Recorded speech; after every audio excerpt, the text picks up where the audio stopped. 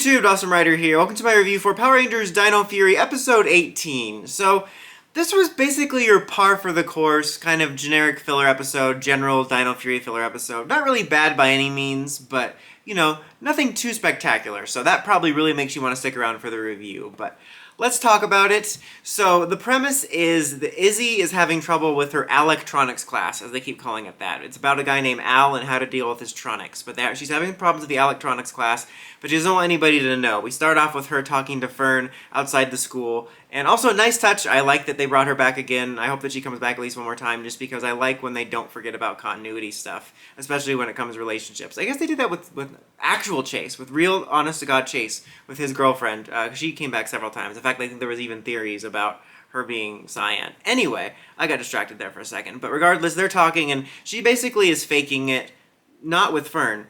Ayo! Faking it. Also, side note, this is something very important I forgot to say during the Fern episode. When it debuted. When Chase was telling Fern to leave so that he could set the other two up on a date, he should have said, "You need to make like a tree and get out of here."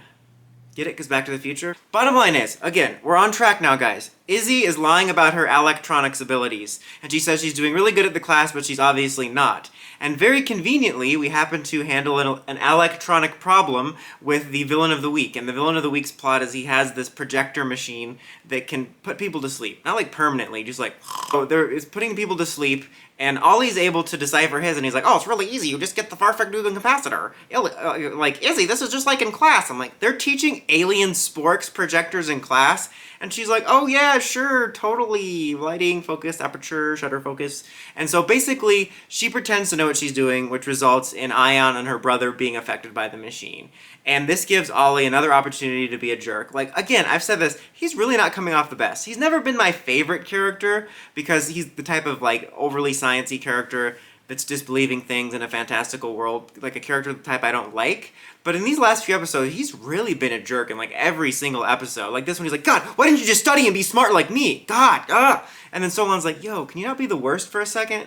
And after Solon sort of talks him down, he teaches her how to work with the machine. And it's really funny because you get like an almost training montage, but the montage is literally them just sitting there like, this is the next clip. The next clip. They're just at the same table. And then they get Ion and, not Chase, fake Chase, Javi freed from the spell. And conveniently, thank God, that Izzy knows how to do it because Ollie gets knocked out in the battle. So Izzy has to fix the machine that's going to go off and put everybody to sleep. And they can't tamper with it or it'll explode. I mean, to be honest, could they not have teleported it out of there? Or they got the Megazord, couldn't they have just put it in the Megazord hands and or thrown it into the sky? You know why they didn't do that? Because there wouldn't be an episode. But basically, she's forced to tinker with the machine and fix it, and she ends up disarming it, obviously, while the Rangers do the Megazord battle. And we get a cool Megazord battle this week because it's the debut of a new formation, because we have the Mosazord, and we have the T-Rex Champion, and we have the Dimetro Flamezord, and they all combine to form the Fusion Ultrazord. I mean, back in my day, your Ultrazords weren't 2.5 Zords. Really? That's the standard of an Ultrazord? I mean, it's a cool formation. I actually forgot that this formation existed until it was shown in one of those little mini teaser trailers for the second half of the season, because I feel like they didn't use it so much in Re-Soldier, at least after other formations were introduced. I just forgot it existed. But it was cool, and it made for a fun fight, and it was cool to see a new mode debut, and that was probably the most exciting thing in the episode, was this Megazord fight, just because it was neat. Even though... I'm wondering what they're going to call the big Terra formation. We literally saw a sneak preview for the big formation that has the Terra Freezord in it from the final battle from Rafcon, or not from Rafcon, from Earth years ago. And we're probably going to get that at some point in Season 2. So I'm curious what they're going to call that now that they're busting out the Ultrazord too soon.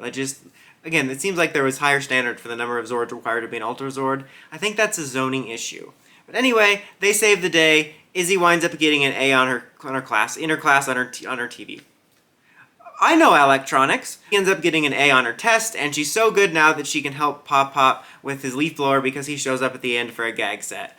So, yeah, that was pretty much the episode. Also, at the very beginning, at the very end, when Izzy and Fern are at the school, they have this PSA about regionals, and regionals is canceled at the end, unfortunately. They were this close to getting to regionals!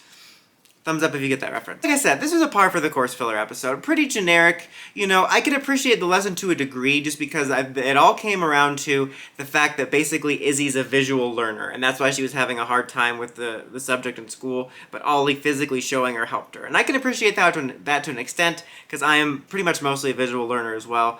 But it was mostly generic, and the only thing I didn't like about it was I hate those conveniences, like they just happen to deal with an electronic problem when she's having this electronic class, and then Ollie just happens to get knocked out when Izzy's the only one that knows how to do it now.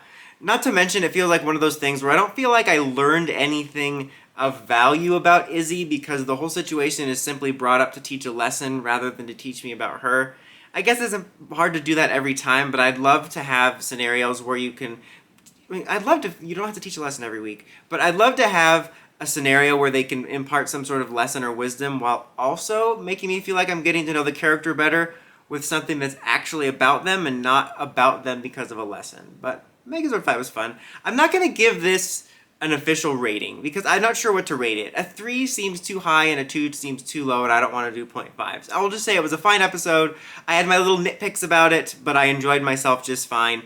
And I'm still liking the show, but I'm looking forward to getting to some meteor stuff, but not like meteors, like you know, just like good substance. Anyway, I'm weird in this one, guys. I'm gonna get going. Until next time, like, comment, subscribe, and climb the steps and ring that bell so you get notifications for all my videos. Dawson Ryder, signing out.